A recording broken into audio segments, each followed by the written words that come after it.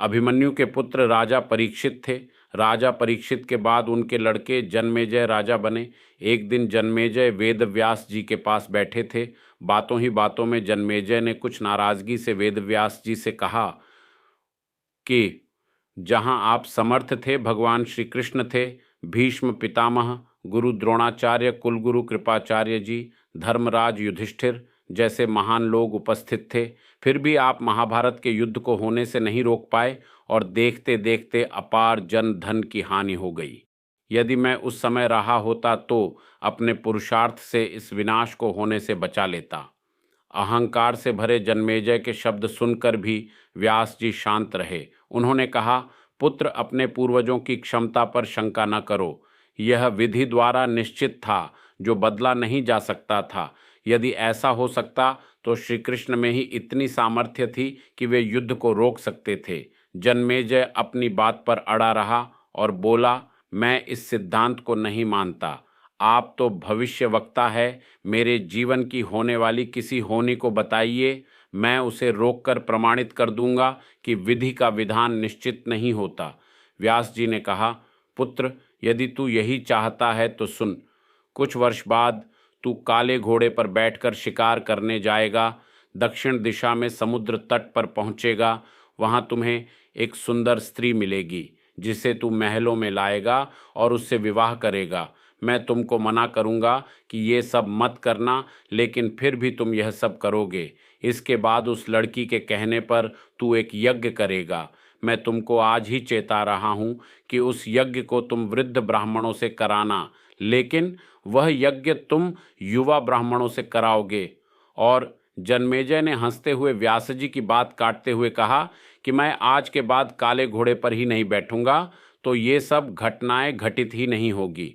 व्यास जी ने कहा कि ये सब होगा, और अभी आगे की सुन।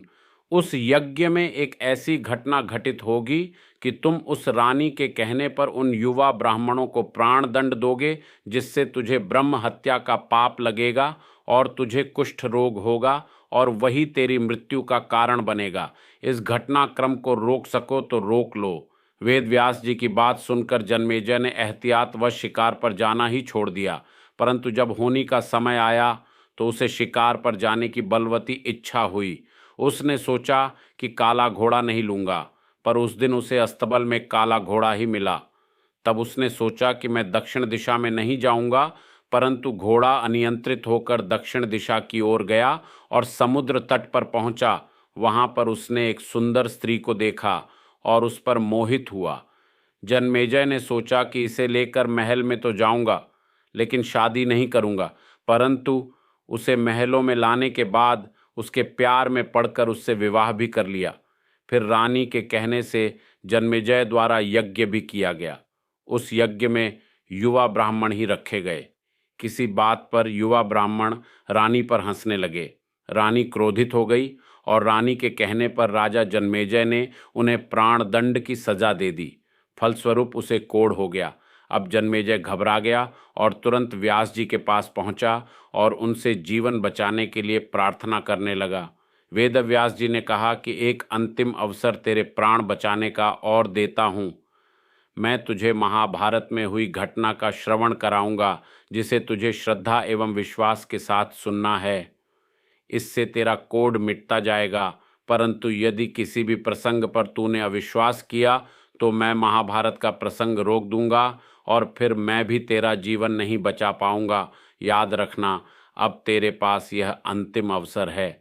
अब तक जन्मेजय को व्यास जी की बातों पर पूरा विश्वास हो चुका था, इसलिए वह पूरी श्रद्धा और विश्वास से कथा श्रवण करने लगा। व्यास जी ने कथा आरंभ करी और जब भीम के बल के वह प्रसंग सुनाए, जिसमें भीम ने हाथियों को सूंडों से पकड़कर उन्हें अंतरिक्ष में उछाला, वे हाथी आज भी अंतरिक्ष में घूम रहे हैं, तब जन्मेजय अपने आप को रोक नहीं पाया और बोल उठा कि ये कैसे संभव हो सकता है, मैं नहीं मानता।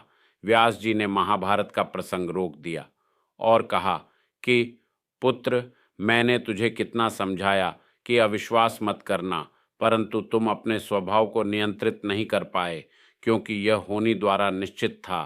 फिर व्यास जी ने अपनी मंत्र शक्ति से आवाहन किया और वे हाथी पृथ्वी की आकर्षण शक्ति में आकर नीचे गिरने लगे। तब व्यास जी ने कहा, यह मेरी बात का प्रमाण है। जितनी मात्रा में जन्मेजय ने श्रद्धा विश्वास से कथा श्रवण की, उतनी मात्रा में वह उस कुष्ठ रोग से मुक्त हुआ, परंतु एक बिंदु रह गया और वही उसकी मृत्यु का कारण बना। सार: कर्म हमारे हाथ में है, लेकिन उसका फल हमारे हाथों में नहीं है। गीता जी के 11वें अध्याय के 33वें श्लोक में श्री कृष्ण अर्जुन से कहते हैं, उठ खड़ा हो और अपने कार्य द्वारा यश प्राप्त कर। यह सब तो मेरे द्वारा पहले ही मारे जा चुके हैं। तू तो केवल निमित्त बना है। होनी को टाला नहीं जा सकता, लेकिन उत्तम कर्म व ईश्वर नाम जाप से होने के प्रभाव को कम किया जा सकता है।